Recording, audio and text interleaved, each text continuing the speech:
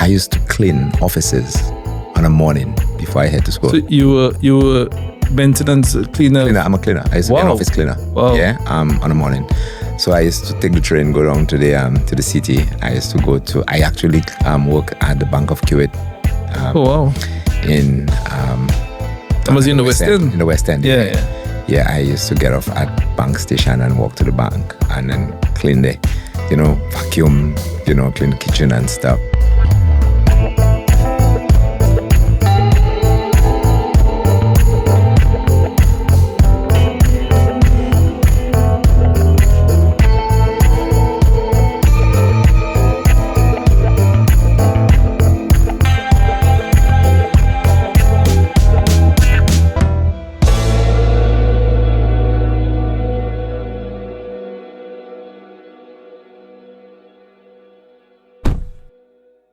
This podcast is meant to platform those whose stories give hope and inspire, game changers who dare to look beyond the conventional and seek new horizons, who do the things needed to advance the story of who we are as Saint Lucians, fostering belief in a brighter future.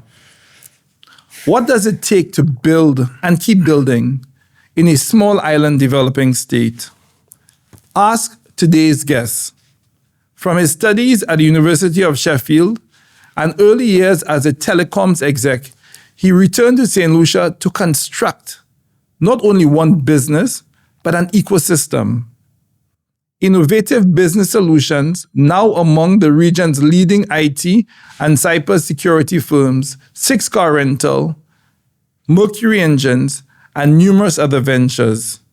He has given time and wisdom also to this country as chairman of Invest Saint Lucia.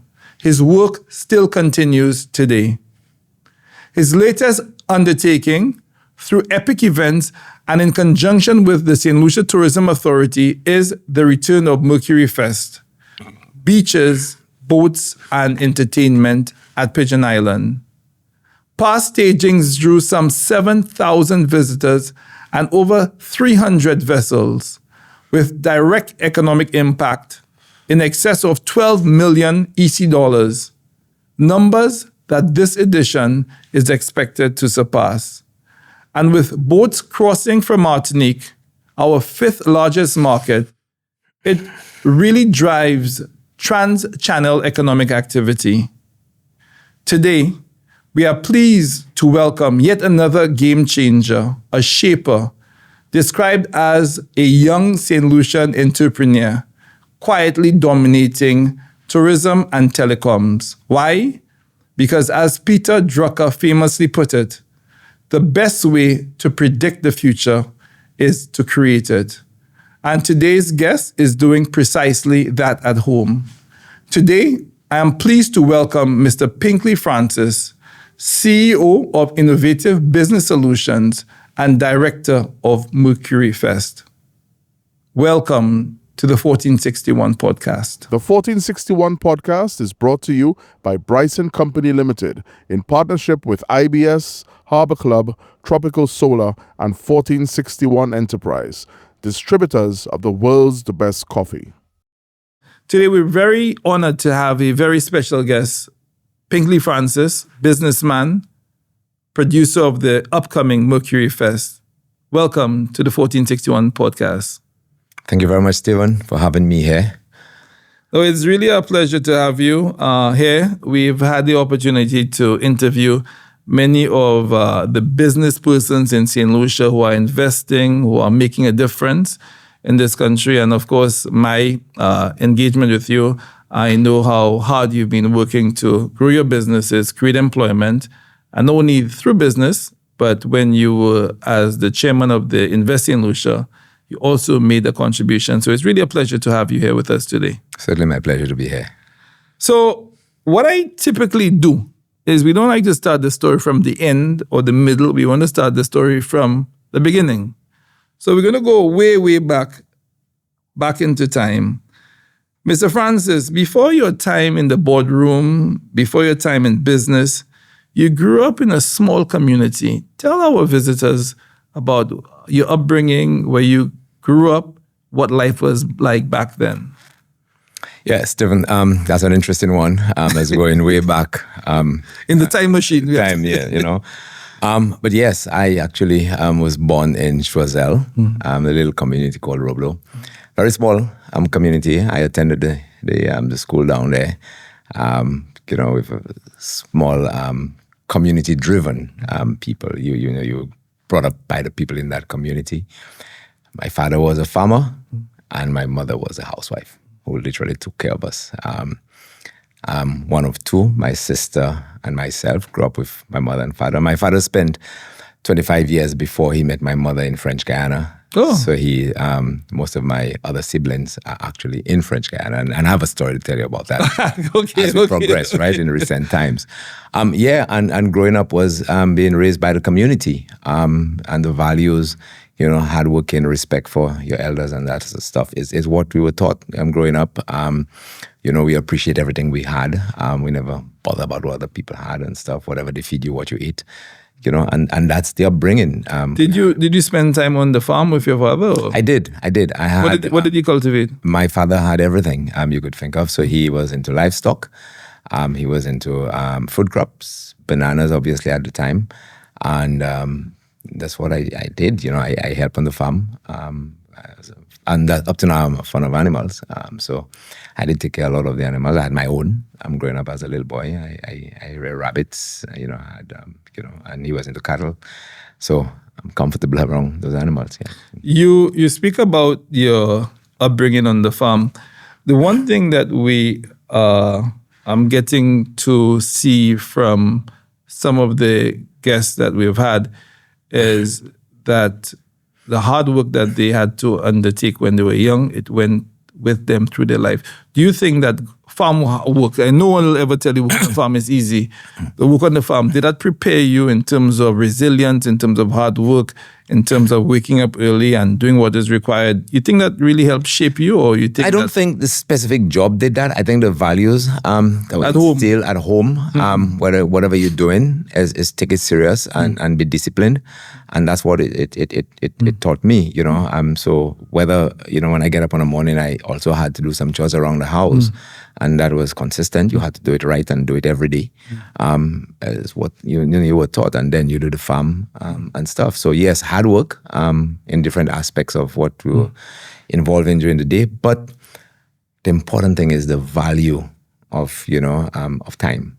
Do you think the society has changed since then, like in terms of like the commitment, hard work and whatnot? Do you see that the society now moving away from that, or you think that those values, those community values, still exist as they did back then? Absolutely, Stephen. It has changed, and as one of the fairly decent sized employer on the island, I mean, we have in excess of 110 people working for us in different organizations, and we're seeing. I compare myself to a lot of them, and the work ethics, the value they instill in time and what they give out is certainly a big shift from what it was.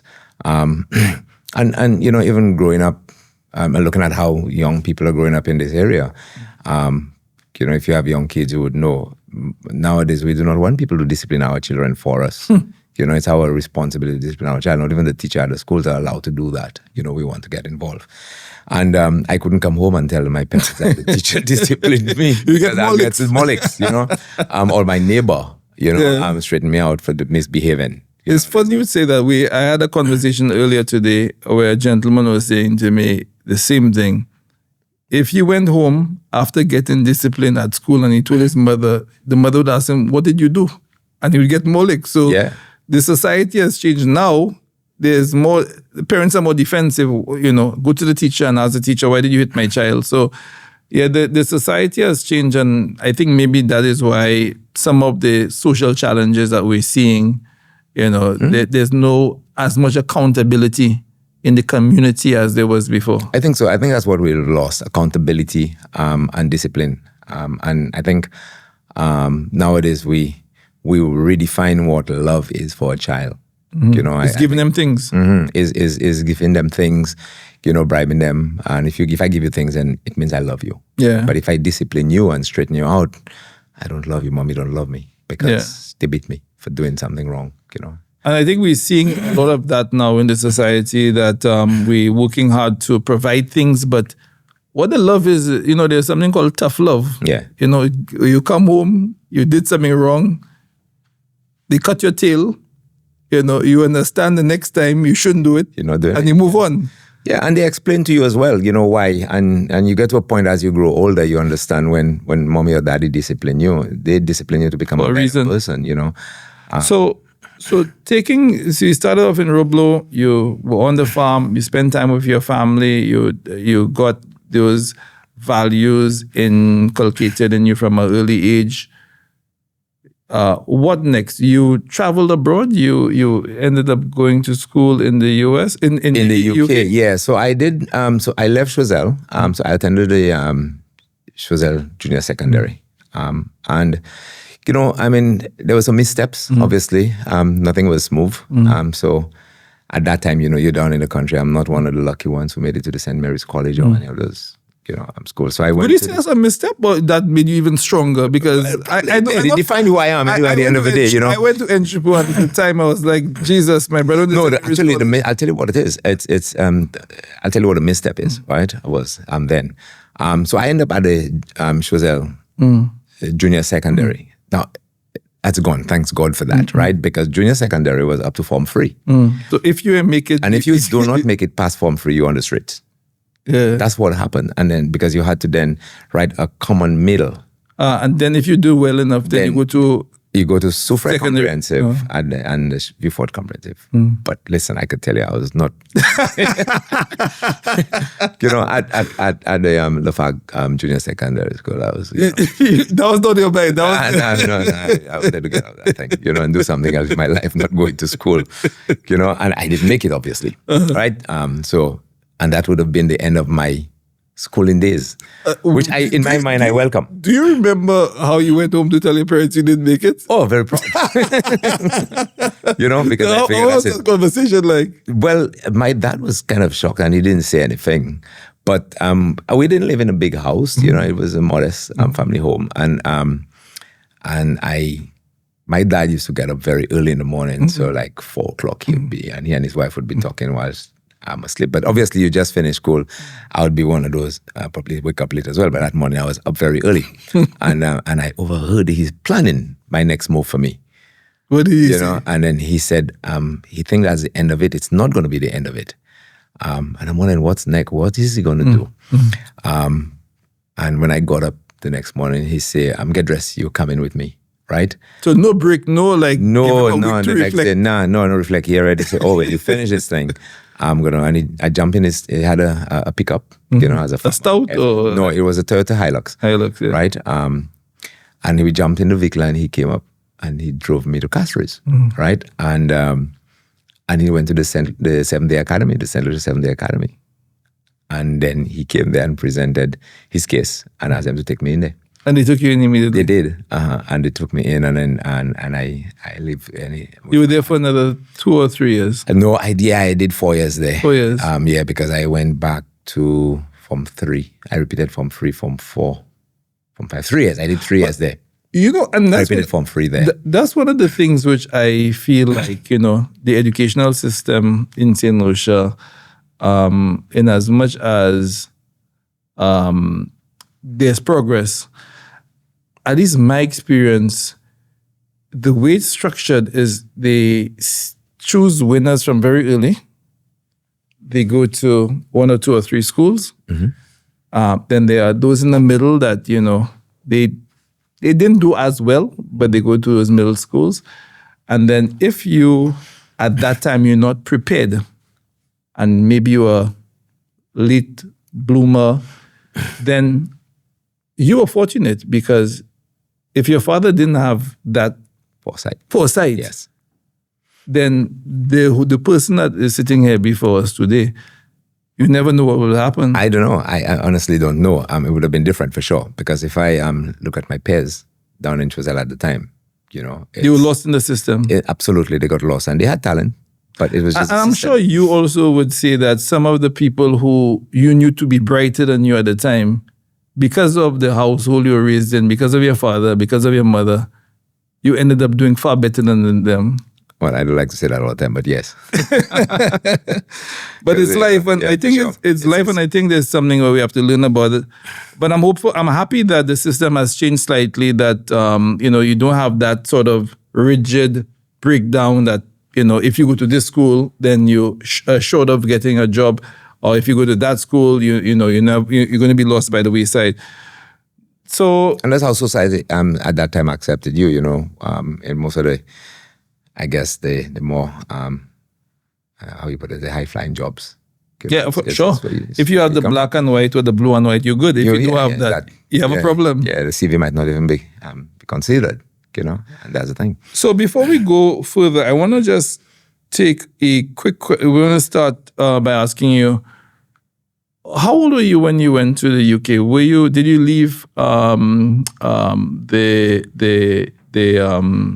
Castries? This is the 7-day Academy, and go to England afterwards, or did you spend? No, I spent a shot. So I left the 7-day Academy at 17. 17. Yeah, and then I got a job at the post office right after. I worked there as well. You worked at the post office. So my very first job at the post office, I always tell my children, was sorting mail.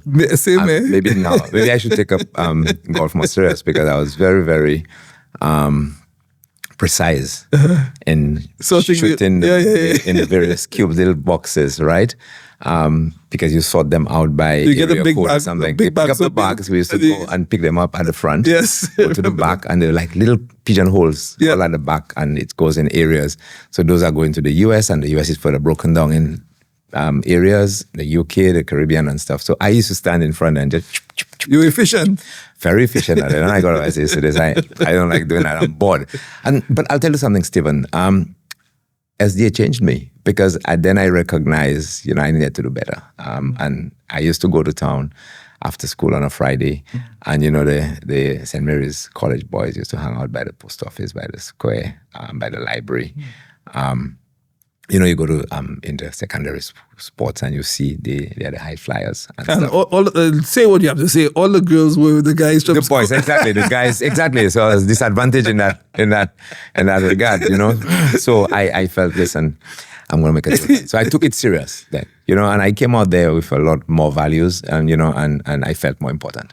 Obviously. The SDA Academy at the time, I guess because of the religious-based schools, did they, some of the of course, your parents gave you a strong family upbringing. Yes. Do you find that the religious component also helped you at that time, or you didn't really pay attention to it? I did pay attention to it. You were forced to anyway, because religious knowledge was part of the curriculum and stuff. So I can still recite some verses in the Bible up to now, You're doing better than me. Absolutely. Do you think that, and this is something which I know this gentleman who I follow, Chamat Paliapatia, he is a serial investor, he is a venture capitalist, and he also had a challenging early part of his life. I mean, he had more challenges than I would say you and myself.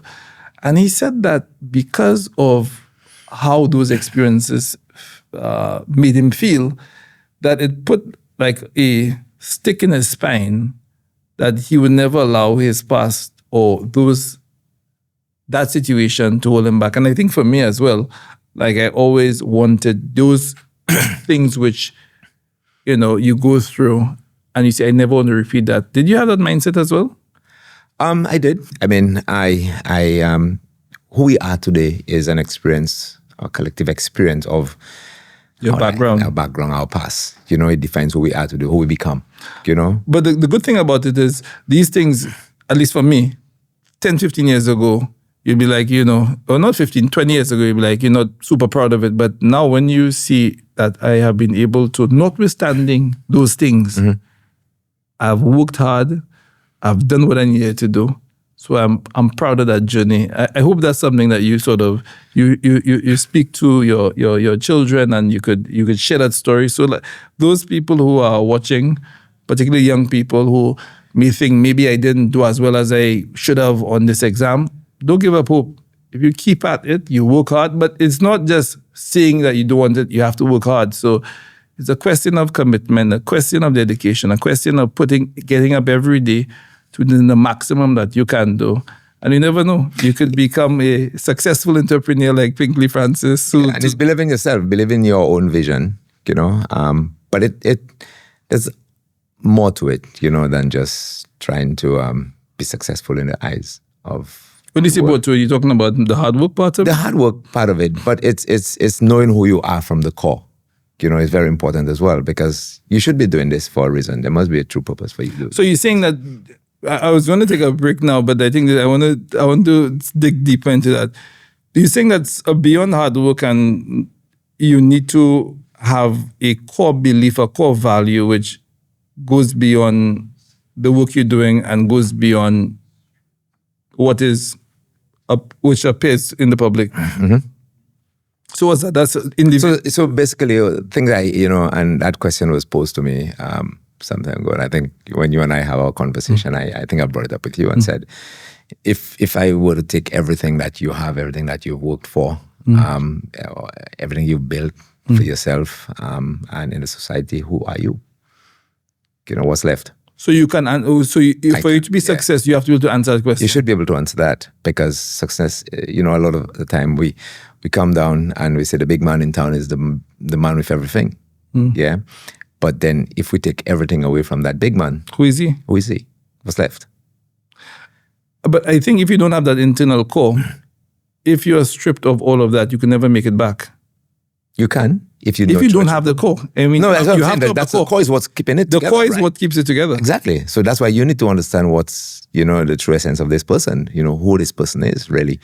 Everything else is, you could lose it tomorrow, but that foundation. That doesn't define you. With the car, the house, it really should not. The education. Fortunately, in our society, you're defined by that, but it shouldn't really.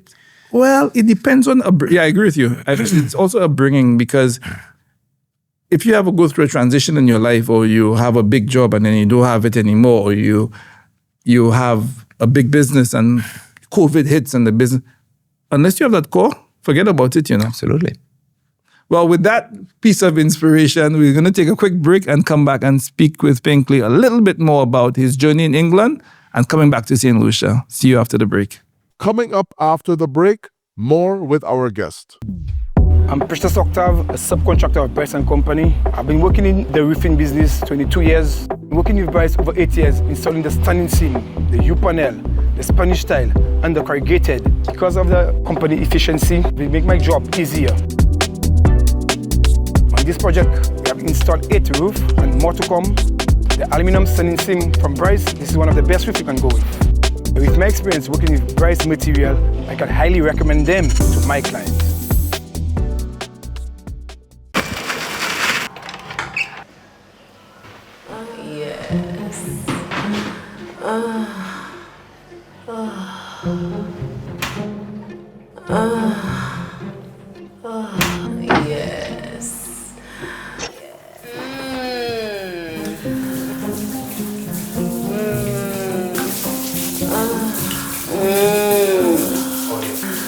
To experience the benefits of a tropical solar water heating system, call 453-1868 in Castries or 454-6344 in Vieux-Fort. So Pinkley, you speak about the challenges, you speak about school, then you go to England. Tell us about that time in England. How was England? What was England? Was it the milk and honey, or was it a challenging time for you? No, so it was first of all, it was a culture shock, right? Mm-hmm. I went to England sort of for the first time in my life, and I came to school.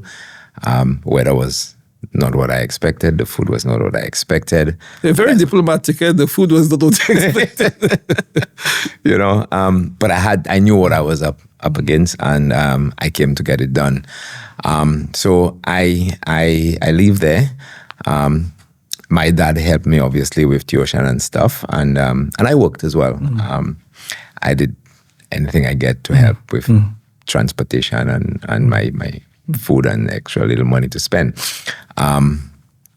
England is not what it is today. I mean, London is one of my favorite cities. I stop by all the time because I grew up there. I was there in the mid-90s. Mm-hmm. So, I used to buy baked beans and fries for 50p. Wow. And most times it's my lunch.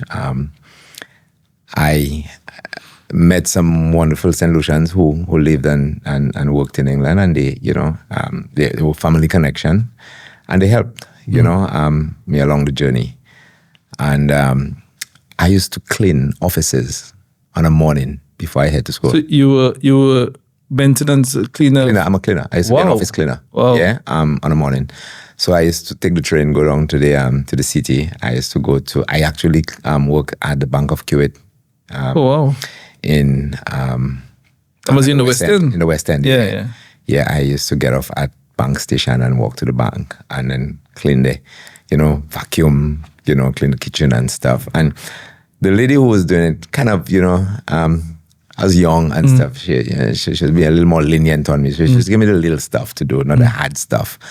I would say, because the other guys probably had more difficult stuff. I used to clean the corporate kitchen, and the boardroom and that sort of stuff, and I used to make £50 a week. How did that, the contrast between you there at school, you going into the West End, the Kuwait Bank, I'm sure was a beautiful place inside. Yes.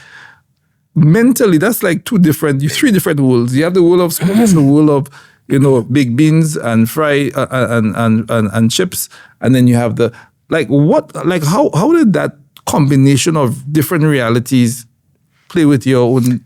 Well, it gave me hope because it showed me where I need to go, right? It showed me where I am today and where I need to go, So you knew from back then, did you say back then when you were taking the train to the bank to clean that this is part of a journey and I will see it through? Oh yeah, definitely. I was never frustrated. It never intimidated me in any way. I felt it was just part of the journey that I was going through. And again, Stephen, this is all the values that my father and mother instilled. One thing my father always said, it doesn't matter what you do, just do it well. So that's what he did. And I did it well, and it's going to add towards where you need to go. And that's what I did. I remain hopeful that I will do well and I'll get out and I'll do something else and do something else and do something else. And you were never sidetracked by the bright lights in the UK? I'm not all the time, no. You was? No, the bright lights never sidetracked. I'm still not sidetracked by all the bright lights of the world. Very good.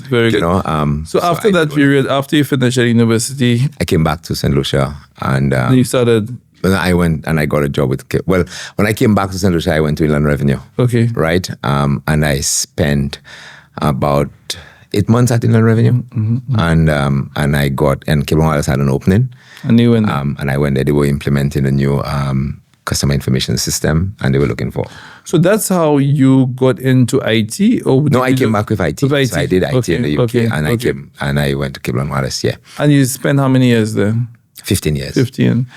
So how does it feel? Again, it's just a question of, perspectives, and people see success, the outward projection. It's like, they say it's like what do you call it, a iceberg. Yes. People see the little ice at the top, but they don't see all of the ice at the bottom, They only see the glory. They see the glory, but they don't see the big beans and fries. Yes. How... You have a comfortable position at Cable and Wireless. You jump into business, okay? You rather than go get another job, whatever, I'm going into business. What was that like? Well, I think it's important to even sort of catalog the journey at Cable and Wireless as well, which was part of the building block as well of who I am, and that shaped me as well. Running an IT system, and my son and a number of the people who work for me do not understand the fundamentals of information systems management. So you know the real backstory to what we see today? Oh, they don't know. They don't know what we dealt with, Stephen. I mean, I don't think the kids nowadays and people who are into technology do not understand and they don't care to know. So tell us, what was that about? Storing data on a mag tape. On a what? On a mag tape, they would ask you, what was that? You know what an LP is? Yeah. You know what a cassette tape is?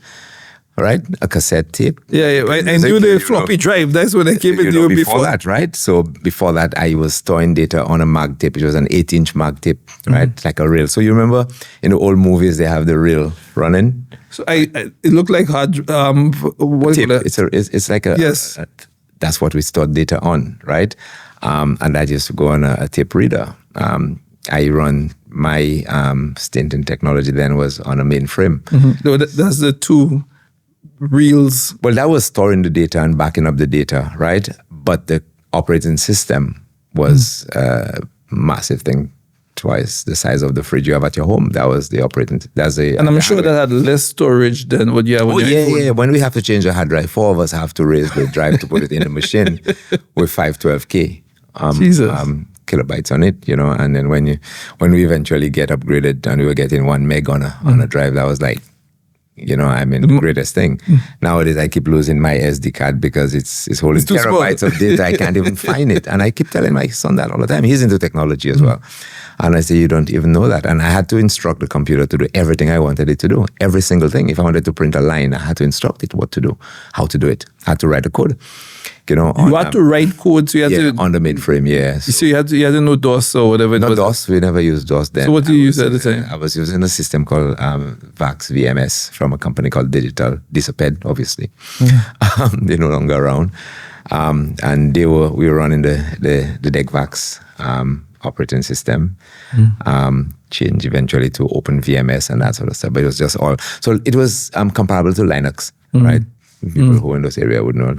Fortunately, Linux is still around and still doing stuff. But that's where we started. And I did all of this, spending 17 hours a day, most times on a Saturday, backing up the data. So just out of curiosity, and don't forgive me for asking a stupid question, but that amount of data which you're storing, what is it? Is it telephone numbers? Is it calls? What? It was calls. It's a combination of calls, all the calls that you people are making. Because we have so to bill that data will be extracted for your phone bill at the end of the month? Yeah. So we collect. So it's very important that you don't compromise the data because if you don't, you have no basis to charge. At the end of the month. Yeah. So we have to collect all that data, load it up, and process it to bill Stephen Favrier, Mr. John Brown.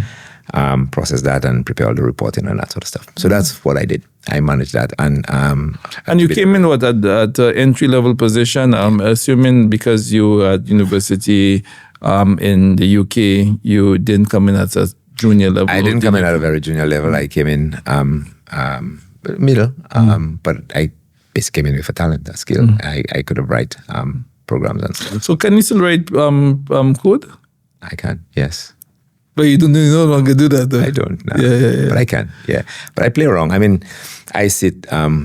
Like I said, my son is in this thing, and I sit. I do guide him sometimes and give him little ideas. I still understand the language, but remember, I still run an IT company today, and we do a lot of stuff. So I do have the conversation about designs and implementation of certain things. So I'm still very close to technology. But the guys always tell me, "Mr. Francis, you're from the 90s." Right?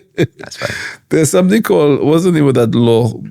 Basically, that the semiconductor, the storage space of, not Murphy's law, I forgot the name of it. It changes every 6 months. They double their capacity. Technology is moving so quickly that it's almost impossible to keep track. Particularly now when you have things like AI, you have quantum computing. It's almost impossible. It's a whole day's job to just keep track of developments in the space. Yeah, but the interesting thing is AI has been around for a very, very long time, and it's only now coming to fruition. So during my stint at Cable & Wireless, I left and I went back to the UK and I did a master's in information systems management, and I wrote my final thesis. My project was based on an intelligent agent, right? Okay. I did that. I still show it up to people and say, listen, that was in 1995, right? And what it was supposed to be, Java had just came out, which is a language that the guys are using. I mean, now they're using Python and all this stuff to do this fancy stuff. But Java had just come out and it was able to do some autonomous stuff, independent stuff of anybody getting involved. And what I built a prototype to do was to take over the role of a secretary on a computer when it comes to So sort of agentic stuff which we're hearing about now, agents from whether it's Anthropic or OpenAI. 20 years ago. All I was around, autonomous agents were around. People were writing certain applications to do. They were not as intelligent, but they were autonomous, right? So now they're becoming more intelligent. And God knows where they're going to go right now. But they were already autonomous stuff. Do you think that is going to affect your headcount at your office, for example, or generally? Because of course, if you have agents who are responding to repetitive tasks or even more dynamic tasks that you simply don't need. I mean, right now in Europe, you could literally call the phone company and you could talk to an agent, and the agent would be able to fix and resolve tasks for you. The banks are doing it as well. And now you have agents speaking to agents. So, I mean, AI is bringing forward a world which may not necessarily require as much interface with humans. Oh, that's happening. For us at IBS, our cybersecurity platform is AI driven. So when we run firewalls and manage firewalls for our customers years ago, we had to have somebody responding to the threats and determine what to do. Nowadays, we have a big this representative of FortiGate, Fortinet is a firewall that we're running.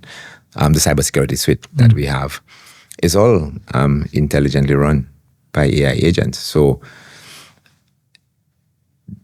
that agent knows where I am and know what to do. So on our platform, if I travel and there's a threat, it will pick it up. So it will just give you a risk assessment. It constantly assesses risk and then alerts whoever they... Just alert after it has taken the action. After the action is taken? And again, you could control it and define, but after something that somebody would have to do before and say, okay, here's a threat, let's assess the threat and let's decide what to do. It has already decided exactly what is going to happen. And then report to you after the action. Report to you that I've done this and you're safe. That's what happens. But look at simple things, what AI is doing in businesses right nowadays. I mean, on your Microsoft 365 suites, you have AI driven. Google has AI agents. Facebook, I just saw Mark Zuck came out this morning saying that on Facebook and Insta, they're going to have sort of AI, I forgot the name of it, they call it Muse, right? Which is a new AI interface. You have Anthropic doing great things with Claude. So, I mean, now a lot of things which would require a lot of human bodies to achieve. Now you could, anything you want to do nowadays. So you want to do interior decorating, just take a photo and ask AI to redesign for you. I mean, even in graphics, marketing. So a lot of these jobs are now becoming sort of commoditized. But let's go back to your time at Cable and Wireless. So you were saying that you did the masters, you came back, and I guess you continued to rise through the ranks. Yeah, I came back and I continued to work with Cable and Wireless, continued to rise through the ranks. I did a number of different things at Cable and Wireless, played different roles. I was involved in the deregulation of the market here. We were the monopoly. And then I was integrally involved in facilitating or assisting the regulators in introducing Digicel. And so you're the person who was given problems interconnection at the time? I was being paid to do the job at the time, to negotiate interconnection rates and access to the network. Because interconnection was a big thing. I mean, you have the infrastructure, and then you've invested in the infrastructure, and then you're saying, okay, because of regulation, you're going to just give it to this. You have to share. You have to share it. Yeah. For a fee which is certainly below what would be optimal return on that infrastructure. Cost plus. Yes. So we allow the competitor to access our network. We determine the cost of running the network, and we determine what's the plus. right? Approved by the regulator. And that was some of the biggest fight you had with in the boardroom or in a meeting room of Digicel or AT&T Wireless. So the regulator at the time, was it NTRC or was it NTRC? Excel? No, Excel was the regional. OCS, regional wire, and you had, your local NTRC. But Excel was very much involved. NTRC took instructions pretty much. But you would say that was the beginning of the end of monopoly operators, but also, and again, that's a whole different show. At the time where you had the introduction of competition, then you had service prices, and there was a lot of competition between the incumbent and the new entrants. It seems to me that a lot of what was being offered, telephony and data, has become commoditized to the point that I don't know. I find service quality has suffered, or you don't have that impression? No, I think service quality has suffered because you have more demand on the network. Or is it just that beyond demand on the network, it's just a thought experiment, is not only more demand, is it that since data is commoditized, is X price for data, what is the value of me putting in more transmission, more infrastructure, if I can't get a penny more? Exactly, and I agree with that. It's driven by economics as well. So you're going to deploy, and because of deploying, those services are high, right? But you cannot demand more. And that was the joy of having a monopoly. You control the price, You could have got, I think if you have a monopoly, which is very well regulated, I think you could get best of both worlds. You could have more effective pricing and you could have better service delivery. Yeah. So with that, again, going against deregulation, we're not suggesting regulation, but we need to explore how we could get better service quality. We'll come back after this break and explore a little more of the journey of Pinkley Francis. See you after the break. Coming up after the break, more with our guest. Yo, Khalid, yeah. Keep out your butt, son. Keep out your butt. Y'all ask me thought, give me and I tell me fi pokey. She a tell me say fi grab it throat and choke it. She a send picture and I send me emoji. Give me good brain and fi give her a trophy. Khalid and Dada, Louis V shirt and a new bank crabber. We a greet first and the whole of them a follow. Y'all them a twerk and I say them want hammer. Girl them a bubble and a wine and car. So me a press gas, me a drive and Let's take off on no day. You know what man, no take off on no day. No me soft, let's take off on no day. Aye, we have a bad bite. We ain't nobody say about the bad slide. But we go for good, we no been paradise. Your pop so tight and your pop paradise. But come me on bike, send a guy, send a guy. Si on pas content, c'est la même. Rien à foutre, vas-y par la main. Son a yo bof, yo ka fait moins la peine. Son ka pas moins la flemme, son ka soucier pour ni la fame. C'est nous qui boss. Oui, dis-moi, même police peut pas stop. Pas fait faute, nous qui n'est ça sous contrôle. Et ben nous, ça qu'a grillé, nous toujours bien habillés. L'autre 18 qu'a brillé, c'est nous qui boss. Oui, dis-moi, même police peut pas stop. Pas fait faute, nous qui n'est ça sous contrôle. Et ben nous, ça qu'a grillé, nous toujours bien habillés. L'autre 18 qu'a brillé. C'est le temps, nous trois à l'aise. Nous sommes dehors ce soir, tonight we outside. I have been using water pumps for many, many years, both at my commercial properties, residential properties. And one of the issues I've always had is reliability, high cost of maintenance. One of the major issues is if there's no water in the pump keep running, and the pump would shut down or even burn in some cases. I did some research and came across the Pedrello from Bryson Company. I installed one of them on a trial and found it to be very reliable, very efficient. Cost was great as well. And most of all, it was 100% built in Italian. We know the Italian product is one of the best. I stuck with it. If you're looking for a high performance, great quality pump, look no further than the Pedrello pump from Bryson Company. You simply cannot go wrong. There's one thing which I think in my conversations with a lot of business persons, sometimes there's a complaint that the doing business environment, although it is improving, the areas for improvement. Now, I want to bring you that question because I know in a former life you were the chairman of Invest in Lucia, which is the apex investment promotion agency for the island. And I wanted to get your impressions in a constructive way. 1461 is a non-political space. We look at objective solutions to ordinary challenges that are faced by all administrations, all countries. What would you think? What would you say about the idea that the doing business environment couldn't be improved? Are there areas that you see which your businesses could benefit from greater efficiencies from administration, whether it's infrastructure, roads, payment of bills?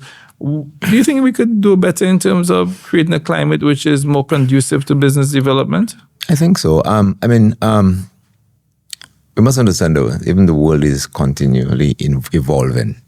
And, I had the opportunity during my tenure as chairman of Invest Saint Lucia to visit Singapore. And, with the delegation I was with, we visited a number of government ministries. And there was one that caught my attention.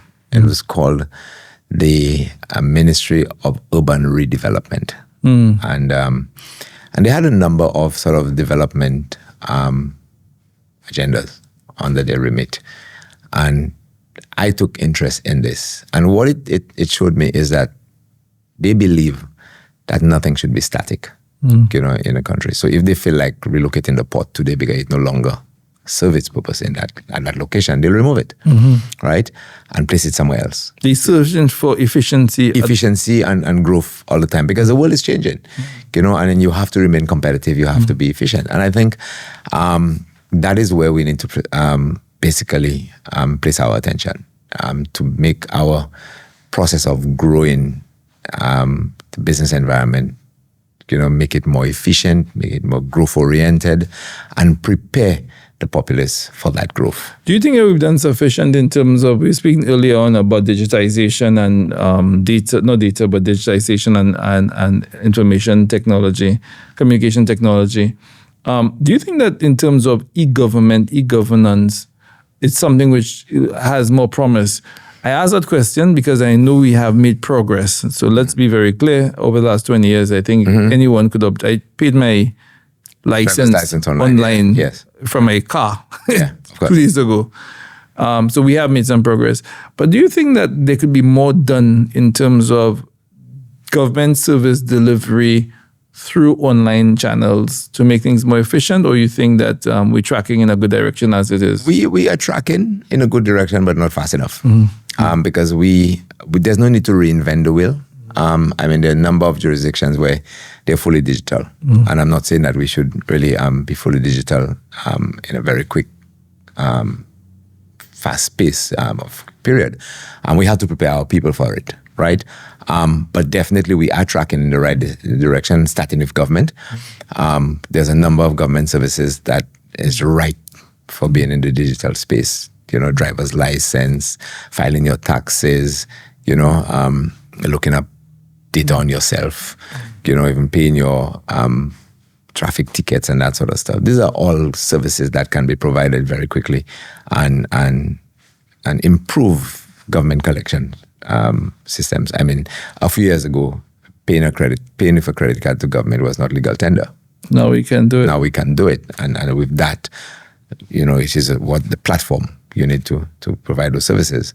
I think we should be doing a lot more. We can move at a faster pace to provide those services.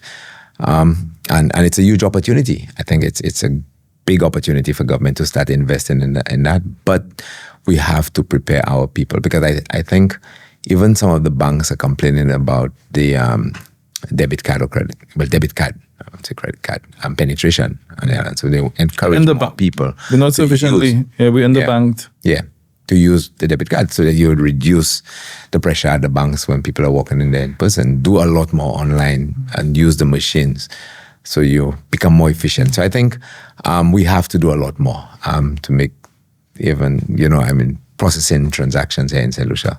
There's also the notion that, of course, the economy continues to grow. Maybe policymakers may say it could grow at a faster pace, but of course, year on year we're seeing positive trends. in the economy. Of course, with minor setbacks from time to time. Do you think that there are bottlenecks that could be addressed? I mean, off the top, I think HIA is a bottleneck. Castries to Grizzly Lake Highway is another bottleneck. We have water supply, another critical bottleneck. Data services and the fluctuating quality of telecom services, which I have no idea what's happening there. And again, it would be interesting to have the NTRC explain why the quality of telecommunications services after deregulation has really plummeted. So these are all bottlenecks. You want to have health services, another bottleneck. So you want to create an environment which is conducive to foreign direct investment, but you need to address those bottlenecks. I mean, what is your sense? Are you optimistic that the authorities that be seized of those challenges and are working towards resolving those issues? I mean, being here and being part of the administration at some point, I think there are clear plans to improve on those. I mean, you're able to waffle them out pretty easy in establishing a solid infrastructure base to support foreign direct investment is key. So, I mean, the one you miss out is education as well, but education, healthcare, security, road infrastructure, airports, ports, is critical. And I believe if we strengthen our position in those areas, people will have to beg us to come in. Because if I know as an investor I can come here, our judicial system works very well. There's education for my kids, good healthcare, good road networks. The port is efficient. We can move across. Data is reliable. And there's legislation also to support, because now that, you're exporting data from one jurisdiction to the next, all of these things are supposed to be in place. And I think what we can do, I'm not sure if there's any initiatives to really bring all of these things together and have a clear plan, right?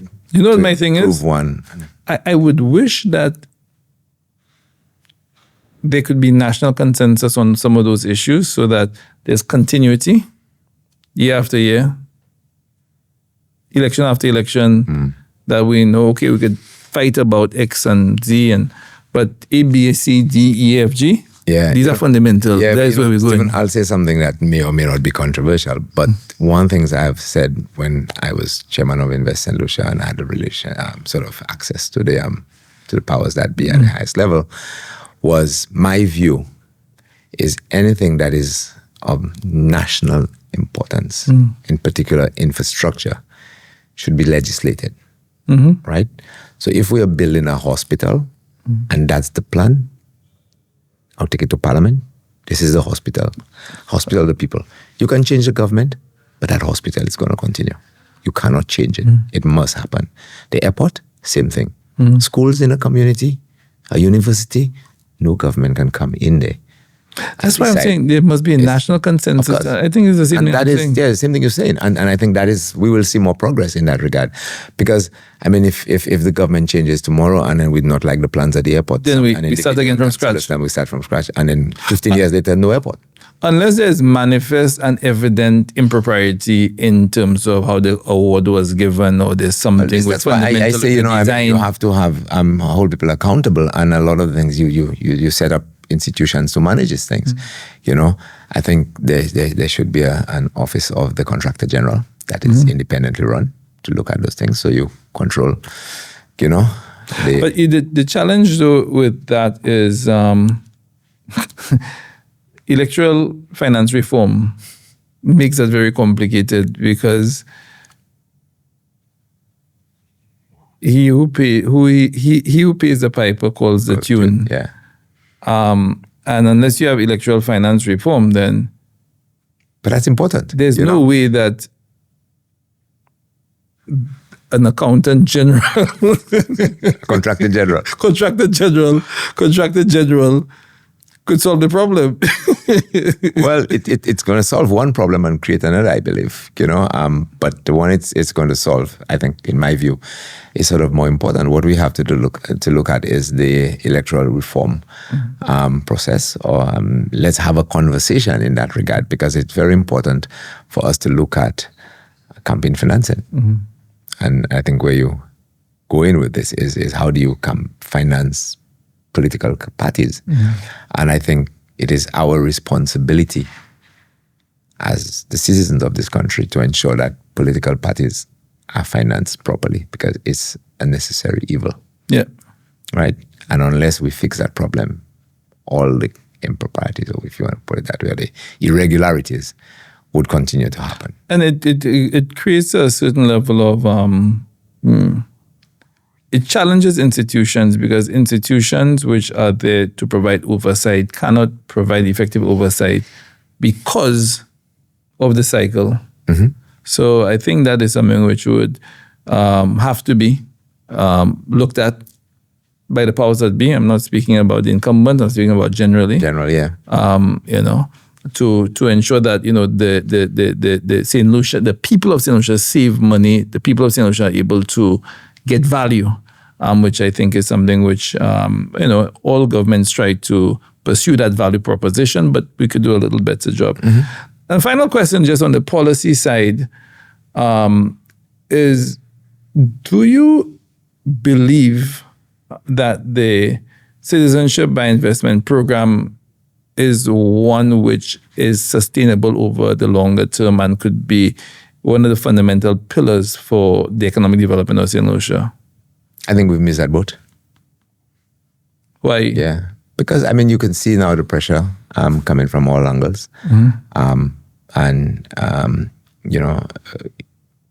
When we had to do it, I guess that boat has really sailed. Too many outside forces are regulating that process. The world is not the world it was 15, 20 years ago. So I wouldn't bank or put all my eggs in that basket right now. We need to build new industries. What do you think are what do you think what sectors do you think have promise, or industries are promise? In Saint Lucia? I think we have to continue developing our tourism sector. I still think we have a lot of room to grow in that area. There's some stuff that we need to do in terms of manufacturing, right? That is untouched. But we have issues with cost of production, and one of them... So electricity? Is electricity. So that must be addressed. But we can create that. Why have we not addressed the... Well, finish that point. The final one, I think we have to do. I did a study and was looking at exporting services, right? Because you don't just export goods, you can export services. And Costa Rica is actually a big player in exporting their talent to the US.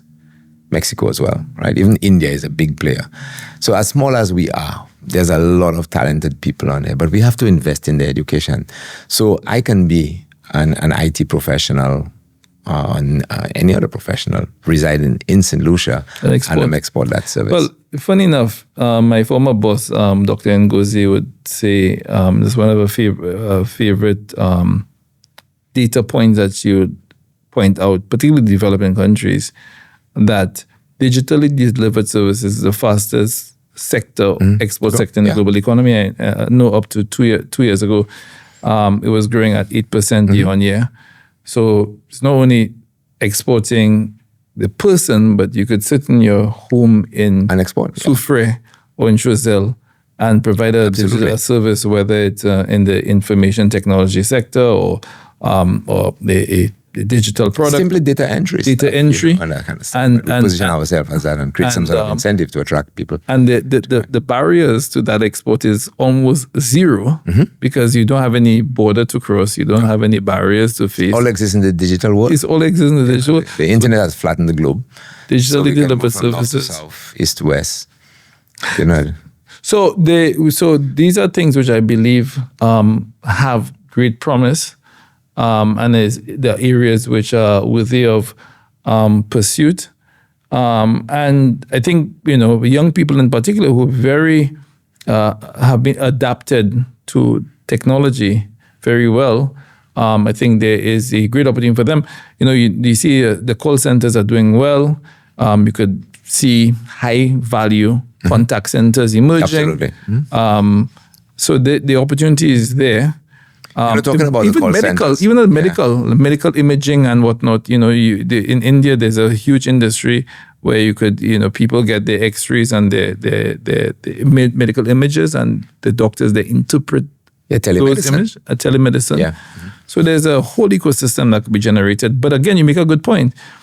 We need to look at the enabling legislation, the regulatory environment, data flow, data localization, the treatment of customer protection, Data protection, data protection, GDPR, the GDPR compatibility, So there must be a whole ecosystem around that, because if I'm working for American Express, I'm working for Cisco Systems, I want to make sure that whatever data that resides in this jurisdiction or emanates protected. from this direction. It's protected. Yes. Because then there's a contingent liability if the U.S. customs data is leaked, and then, So these are things which I think the authorities need to consider. Yeah, and we have to prepare for that, because it is going to come. And if we have to compete globally, forget the size of Saint Lucia. I don't worry about the size. You see, if we do it properly, yeah, we could triple our GDP. Absolutely. And I think those are the things, unlocking those bottlenecks, creating the legislative and regulatory environment, providing the opportunities for educational scaling. And it's not necessarily, maybe me and you may differ on that, I'm not sure. But I'm not university is very important. But learning skills which are translatable. That's how the Germans are successful. Precisely. Right? So. Translatable into economic activities. And it's not only high value, it's not only high tech. Plumbers, masons, a lot of these sectors are being overlooked. And they're underserved. Yes. So these are the things. So if you had to choose two things, I'm going to appoint you today, now, Emperor of Saint Lucia. If you had to choose two things that you think are critical for the long-term development, and you had the authority and the fiat to change them over the short run, what would you focus on? I would focus on education. Right? That's the first. I think we need to really invest a little more in ensuring that we penetrate that area a lot deeper. And security. Well, I think you're right. I think security is important, because no one is going to invest in an environment where they don't feel secure. And if you don't have the education, then you don't know what you don't know. And you can't solve problems. Absolutely. With that, we take our commercial break, and we'll be back after this short commercial break. Coming up after the break, more with our guest. My name is Yannick Joseph, and I'm the owner of The Green Movement. We do construction and trucking. I've been working with Bryce & Company for, I want to say, about 5 years now.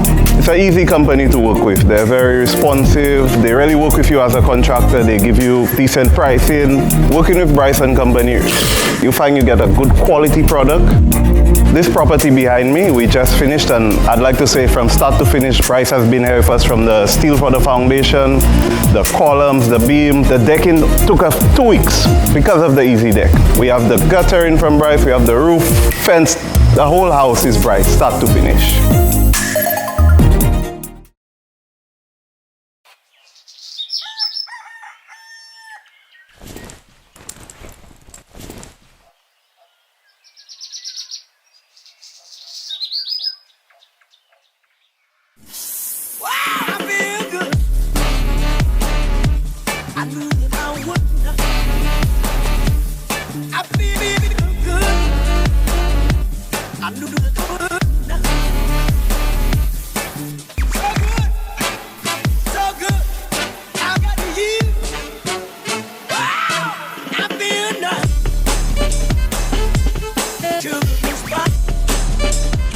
The benefits of a tropical solar water heating system, call 453-1868 in Castries or 454-6344 in Beaufort. You continue to rise in cable and wireless, and then you at some point decide you've had enough. Time to go. Time to go. Yeah. So how was that transition for you? I think I was prepared because I was already running a couple little things. The entrepreneur spirit in me has always been there. because again, I grew up with an entrepreneur in his own right, my father. You know, not just a farmer, he was selling the produce that he produced on the farm. My mother had a shop as well, being the housewife, but she had a little shop and she was a salesperson selling everything. You didn't miss the salary, the big salary coming in every month, 25th of the month, like clockwork? I think I did. Yeah, I did. I did at some point, a few, I think. But I quickly realized, you know, I had to get back to that point if it meant anything to me, you know. But the bigger thing, Stephen, was I think the urge, you know, to do my own thing and a vision that I had to do more was what was driving my intention, you know, and I just set off to do it. And I encouraged, you know, a number of my colleagues who were there and said, listen, don't be afraid. It's going to be a little hard from the beginning, but set your mind on what you want to do and you'll get there, you know. And I got out and I just started dabbling in everything. But you have to say, though, I mean, at least for me, I'm kind of following you many, many years later. Yeah. Except politics. Well, let's not even talk about that. It's tough, though. It's not, particularly when you have a comfortable position as a corporate executive or in another, starting in an environment which is, competitive. It takes a lot of. It was hard, but remember, I told you, sometimes we don't understand the journey we go through in life. Prepares us. Is to prepare you, and that's how the universe conspires in our favor. We are being prepared. You seem very spiritual in that sense. Yeah. So you believe that this is just what you went through, whether it was England, whether it was your father, whether it was... Nothing happens by accident. So you think that was all preparing you, shaking you up and giving you the fortitude that when you decide to take that plunge, that... You're prepared. You could look at danger in its face and say, you know what, I see the challenges, I see the risk. I might be worried, but I'm stronger than the worry that I have.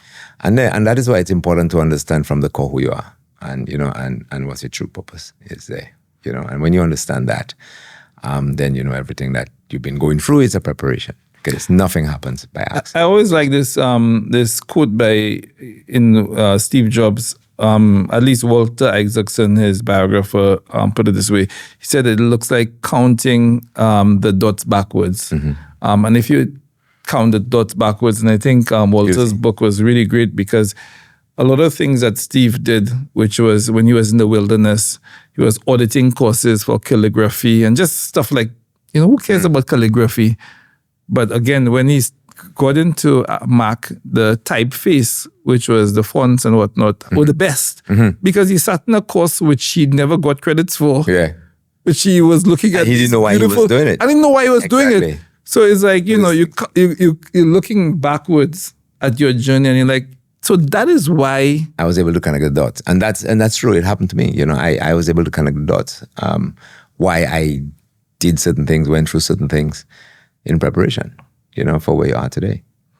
So you had the fortitude to, and the strength and the determination and the knowledge. I think more the knowledge and the resilience, which is, I went through this before. That one, I will definitely conquer it. I don't know how. Yeah.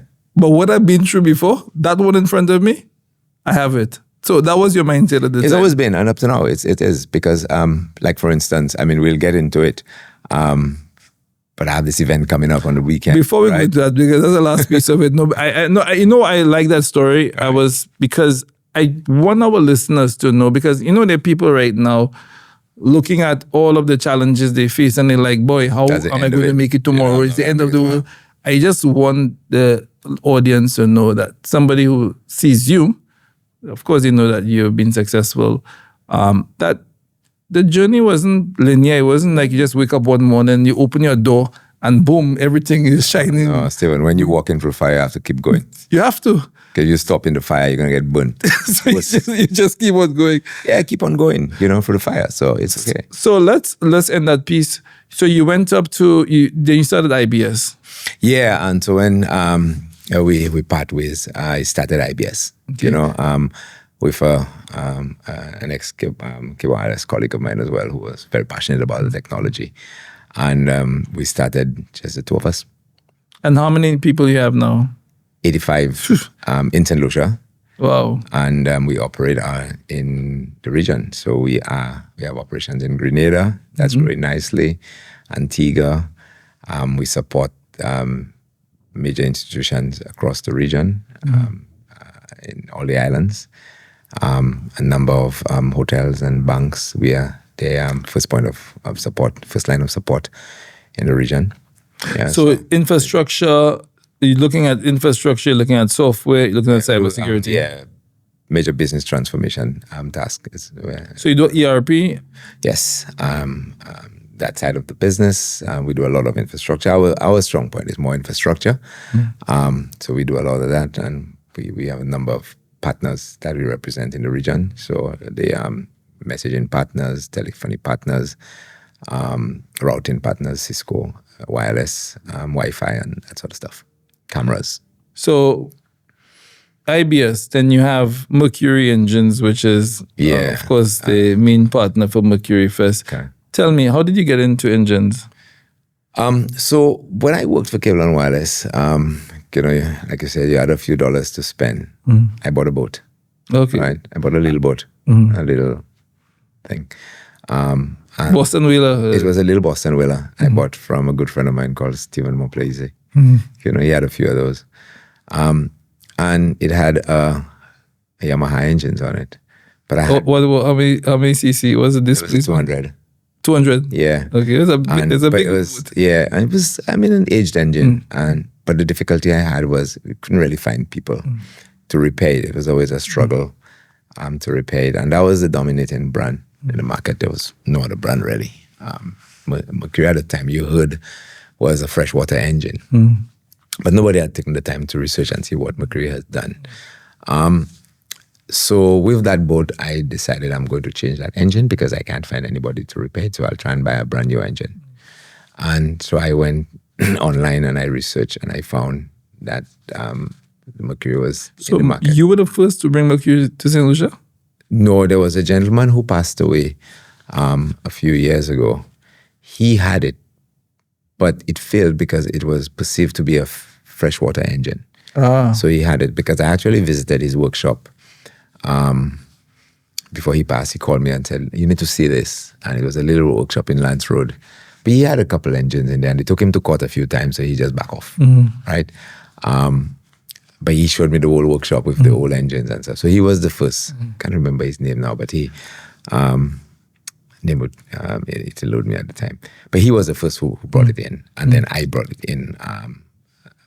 Then in the early 2000s. And then you started, and then you opened a boat yard, I would think. Yeah, so I acquired a property on the waterfront.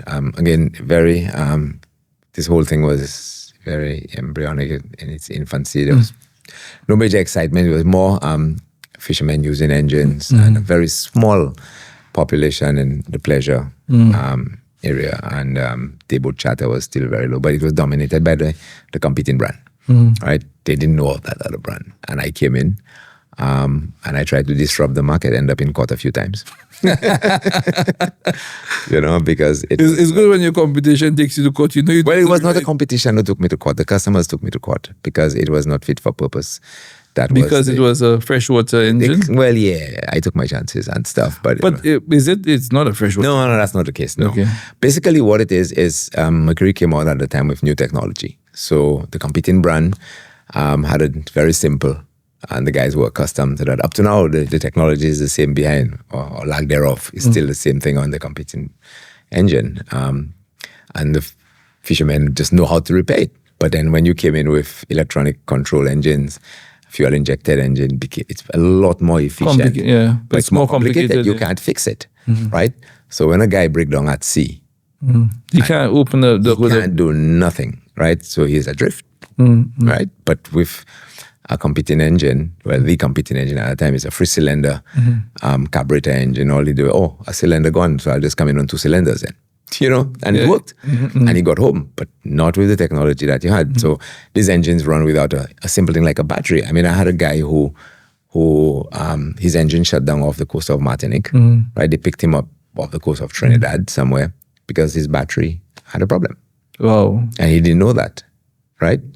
And things like that. So it started, people had to change. But of course, I mean, you become one of the more dominant suppliers. I stayed a course. I was going through fire and I continued walking through it. You have to walk through it. And I continue walking through it. That's it. And I refunded quite a few people their money and take the whole engine back. But at what point did that sort of difficult moment end, and then you realized that the engine, you got into the niche, which is pleasure crafts, pleasure boats, and you really started to move forward? Well, there's the thing about, when you fish in a sport, you have to stay there until the fish rise, if you believe in what you're doing. And I stayed and I figured, look, I'm going to spend time in this thing, even though the fisherman is not, the market that is really working for us, but we'll stay the course. But you don't do it good. I do the fishermen as well. We do, right? Now as well, as we competing head on in that area. But then, so we create that little niche for pleasure, day boat charter, and then we recognize what was missing for them. And then we define that value proposition, where we keep you going all the time. We have the facility on the water. And you have support, and we have support. So we have. Are you the market leader now? I am the market leader. We have the biggest share in Saint Lucia, and we also. But you dominate the pleasure boat market, and then you're still competing in the fishermen. Yeah. So we dominate pleasure. We dominate the boat charter and the fishermen. Yeah. So the next thing, I'm open with putting out all your business, but the next thing is Six Car Rental. I think they have pedigree from Germany. It's one of the best car rental companies in the world. In Saint Lucia. And Saint Lucia as well. Yeah. Tell me, Six Car Rental, I knew you had a couple of cars before. Now I'm seeing 6 cars everywhere. What's happening there? Tell me. Well, that's another little side business, a side hustle after I left Cape Wireless. I bought 2 cars, and I started renting, and and I got a love to, just renting cars. Is it German, It's a German brand, yeah. So I for many years I was operating as an independent car rental company. Running about 20 in a fleet, small, And I wanted to do something better with it. So I attended a car rental trade show in Las Vegas. And I bumped into 6 who were there. And they were looking for partners. And I said, okay, let's go. Let me try you out. And that's it. And that's the end of it. Today we have the biggest fleet on the island. How many cars you have now? I don't know. You do. You don't tell me. We have the biggest fleet on the island. Just me and you. Six has is a market leader. We have the biggest share. And it's purely touristic. That's our market, and we lead in that area. Question: have you ever thought about taking some of, for example, 6 to other islands? Yes. So we have Grenada on the contract. Okay, nice. So that should be happening in hopefully the last quarter of this year.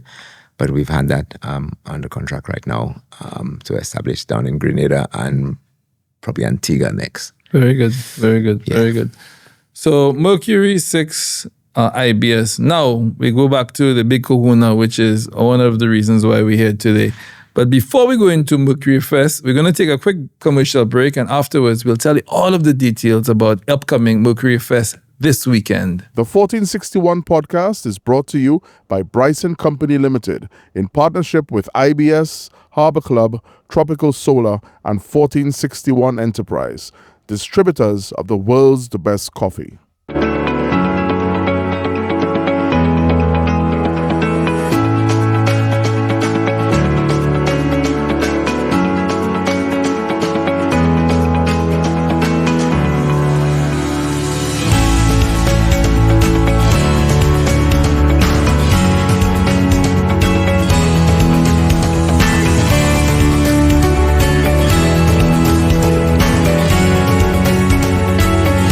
For inquiries, contact us at sales@1461.lc or 717-9306.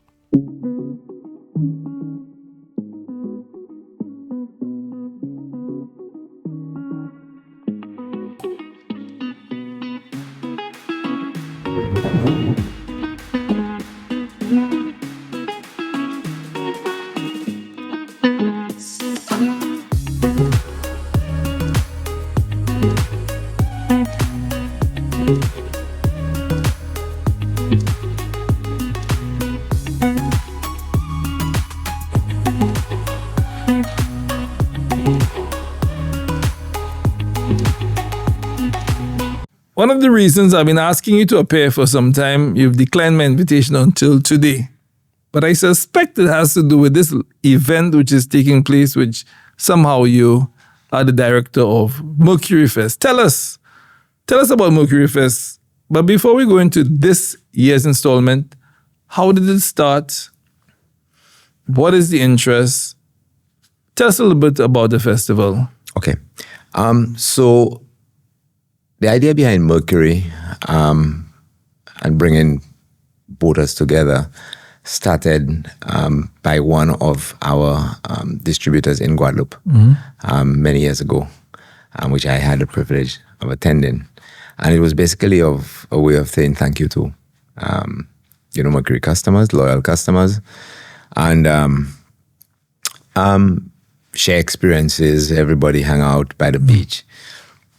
And then you talk engine, you talk boat, right? You're just bringing them together, but just saying thank you, In Guadeloupe, it grew, and people look forward to just all Mercury customers coming together. It then, the dealer in Martinique saw the need to do it because Martinique was also a growing market. And it was done in Martinique as well. Small scale again, started doing the same thing, and it started growing. More and more people look forward to being part of it, and it started changing, becoming more, open, and invite everybody else to be part of it. So the dealer in Martinique, at some point, I guess the authorities who are very environmentally conscious was not supportive of the idea of people coming on the beach and anchoring boats and damaging the coral reef and that sort of stuff. Decided to discontinue in Martinique, and he came to Saint Lucia in 2015. So we did that. Obviously, I have the authorized dealer in Saint Lucia. So we sort of partner and do the first one in Saint Lucia. And again, it's just bringing boating enthusiasts together. And what goes with boat? It's like a lovely boat, a lovely Mercury engine, some lovely girls, some drink, sunshine, and our beach, and we have all of that, right? So that was done in 15 was the very first one. 16 and 17, it continued to grow, and the partner decided to return to Martinique, and I ended up continuing doing the same thing because I guess it had become something we saw the opportunity to continue. We had a growing market in Saint Lucia, and it was one way of selling the brand, because Mercury, more or less, as we spoke earlier, is, and that's why I find my niche, is a lifestyle brand. So it's not a lot of focus on commercial. It's more lifestyle. People. It's a Mercedes-Benz of engines. Kind of. Mercedes-Benz, a Lamborghini, or one of those things. You find people in those clubs that just have it as a toy. So that's where Mercury is better positioned. So we did the first one on our own in Saint Lucia in 2018. And we did that in 2019 again. Very successful. Again, like I said, it morphed into something bigger than just the engines and the boats. You started bringing artists down, and and it more or less was dominated by the French visitors. Love in Saint Lucia. They always come to Saint Lucia and has an opportunity to use their boat on a beautiful day, cross the channel and come to Saint Lucia and have some fun and return. So we saw that as an opportunity. So the last one was done in 2019. Like I said, very successful. We had some very top artists who perform at those events, Popcorn and Kalash and this thing. And here come COVID. And we couldn't do it. We were already in the planning to do it in 20. But we had to stop and couldn't continue. And we took a break, sort of lost focus a little bit. And when I went ahead, continued developing the brand in the market. We are actually developing the brand in St. Vincent as well, so Mercury. We are the authorized dealer for Saint Lucia and St. Vincent. So we continue growing the community, growing that enthusiast. So this year's event, I'm seeing you have something, a poker run. Tell us about the whole weekend. What about it is? Yeah. So I guess after since 2019 hasn't been there, we decided if we're going to come back, we may as well do something different, right? So I did approach the government last year with the idea of doing the event again, but I guess, like I said, things happen in its own time, So in speaking to the tourism authority and the powers that be, we felt okay. Let's because we were in discussion last year to do it, but not enough time to plan and conceptualize it properly. So we decided, okay, we'll do it this year, and that is where we sat down and figured, look, hey, if you're in the tourist business, you had out of season on. So we have cruise ship season, then they stop coming. Our Carental is a touristic business. So after jazz and carnival, there's nothing happens, right? So we figure, okay, if we can create an event that would encourage people to come to Saint Lucia in August, we would almost have May, June, July, August as non-stop activity on the island and encourage people to be here. So in 2004, we partnered with a friend of mine and we did a miniature poker run, right? Basically, poker run is again, it happens all over markets where there's a lot of boats in the US, the USVI, Tortola and those places, where boaters come together and they play poker on the water and the proceeds go to charity. Poker is I dish out 5 cards, the person with the best hand win the game. But what we want to do is do it on the water. We'll dish out 5 cards. So put in the high energy Mercury that happens on the Saturday, where all the beautiful ladies in Saint Lucia, Martinique, Guadeloupe, French Guiana, St. Vincent, Trinidad will visit us on Saturdays. You can't miss that. You better be there. Most people come to Rodney Bay on their boat. And they seldom get the opportunity to see our picturesque coastline. So we are taking to Soufrière in excess of 150 boats down to Soufrière. Oh, nice. Playing poker on the water. I hope you go to back not down to Choiseul. We won't go as far as Choiseul. It's probably a little out of the way. But we get to Soufrière below near the Pitons. Nice. But along the way, you would be required to stop at 4 locations because you'll get pick up a card. And pick up a card. So you'll pick up a card in Marigot Bay. What can you ask for? Anse Cochon. Nice. Maybe Ancillary Canneries or one of those ports the guys are organizing, and one in Soufrière.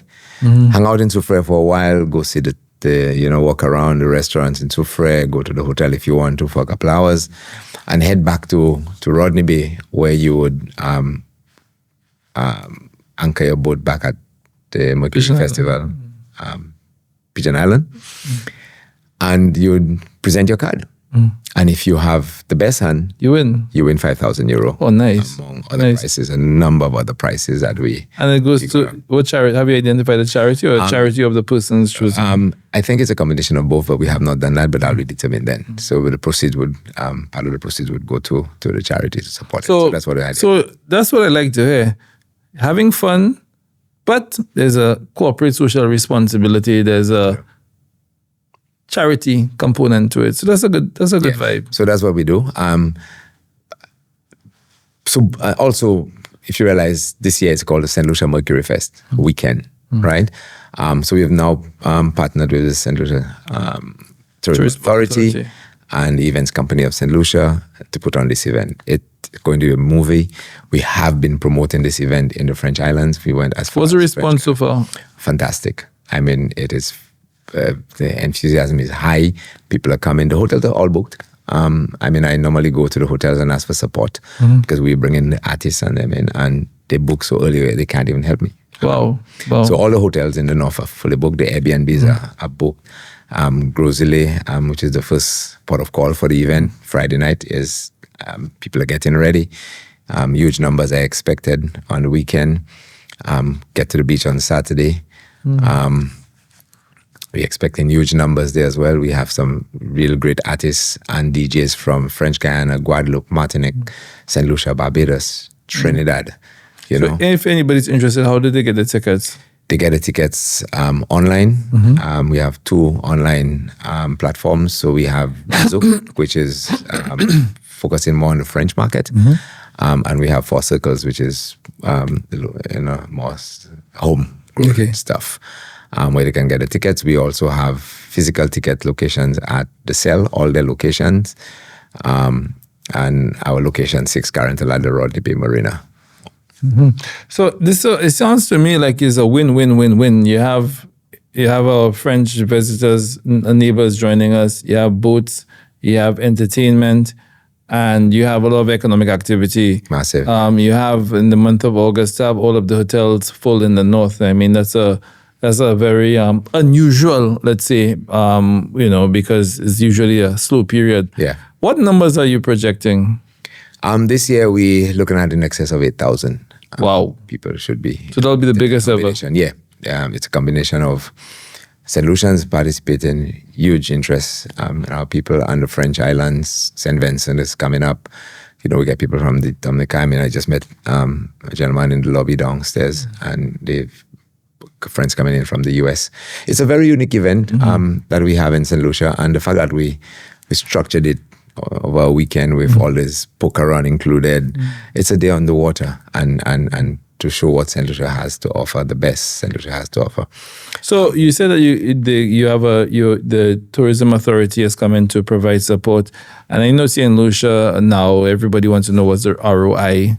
What do you think the net economic impact of that would be? Do you have a figure of what is going to... I would not put a figure to it right now, but I'm willing to come back here after the event and talk about the impact. Very good. But you're certain that it's going to create huge opportunity for the short-term rental space, the Airbnbs, the car rental company. I hope you get some competition with your car rentals. The car rentals, you're going to get the persons who sell the beautiful clothing to the French visitors, Grosile Friday night vendors, taxi drivers, the alcohol and food retailers, the supermarkets, food for them, gas stations, fuel for the boats. So you think it's going to have a really important and positive impact on the We've done it before and we saw the impact, and it's just I guess that's a foresight and the vision the authorities saw, and that is something that we can grow if they partner with a private sector entity to do it, continue growing that little event. As a single event, the impact is huge. As you can see, it's right across the board for everybody. So everybody, and it's produced by Saint Lucians. Everything is done by service providers in Saint Lucia. But obviously, we brought in some of the artists to spice it up a little bit. Yeah. Well, I see. So on my social media, a lot of French artists. I hope we have some local artists as well. Yeah. We have the trending artists. Very good. Coming out of Carnival. So we have Ezra, who's on there. We'll be promoting our Denry segment. Oh, nice. So we have Cali Boy, Black Boy, and a whole bunch of the others. We have all the top DJs, Hollywood HP. And the guys had some great songs for the season, so that will be on there as well. And as we speak, my team is still out there. Working hard, getting ready. The dates give for the audience, give the Friday, Saturday, Sunday. It's Friday 14th, Saturday 15th and 16th. Sunday the 16th. Well, they always say don't congratulate before, but I want to wish you all of the best with Mercury Fest. From my standpoint, I think this is a tremendous opportunity for the vendors, the retailers, the taxi drivers. So not only the fun part of it, but the economic impact should help to the business persons in the north, the average person in the north, and beyond. So I want to congratulate you on that. Wishing this one to be your most successful ever. And of course, after the Mercury Fest, you will have an opportunity to have another sit-down conversation to discuss the impact. But before we go, I wanted to also thank you for your frank and open conversation about your own journey. For me, it's inspiring. I learned a few things which I didn't know before. I thought I knew everything about you. You don't. Yeah. But it's a very instructive and informative and inspiring journey. Continue to do the great things that you're doing. For Saint Lucia. And for Saint Lucia. Yes. Yeah. And I want to invite all of our listeners and viewers, particularly those of you who thinking of going into business, looking at the challenges, keep on going, keep on going, keep on going. You'll get to where you need to be. Thank you so much for joining us for another installment of the 1461 podcast. Thanks for the support and see you soon. This has been the 1461 podcast. Thanks for watching. Follow us on Facebook, Instagram, TikTok, and Spotify. The Airborne Academy, audio partners of the 1461 podcast.